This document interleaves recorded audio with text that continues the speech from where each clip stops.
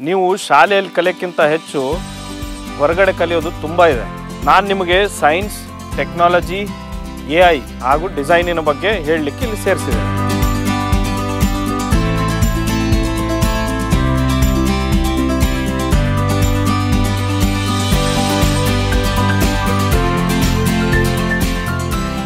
Interlocking arrangement ಇದು ಒಂದು ಸ್ವಲ್ಪ ಇಂಜಿನಿಯರ್ಡ್ ಪ್ರಾಡಕ್ಟ್ ಅಂತ ಹೇಳ್ಬೋದು. ಇಂಟರ್ಲಾಕಿಂಗ್ ಅರೇಂಜ್ಮೆಂಟ್ ಅಂದರೆ ಯಾಕೆ ಮಾಡಬೇಕು, ಹಿಂಗೆ ನೋಡಬೇಕು, ದಾರ ಕಟ್ಟಬೇಕು, ಅದೆಲ್ಲ ಮಾಡಬೇಕು, ಅದೆಲ್ಲ ಇದಕ್ಕೆ ಅವಶ್ಯಕತೆ ಇಲ್ಲ.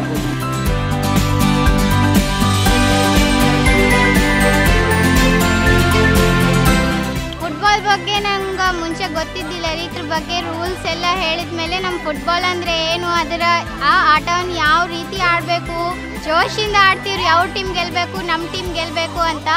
ಫುಟ್ಬಾಲ್ ಆಟ ಇವಾಗ ಇಷ್ಟ ಆಗಕತ್ತದ್ರಿ. ಅದಕ್ಕೆ ಫುಟ್ಬಾಲ್ ಆಟ ಇವಾಗಿಂದ ನಂಗೆ ಫುಲ್ ಇಷ್ಟ ಆಗತ್ತೆ.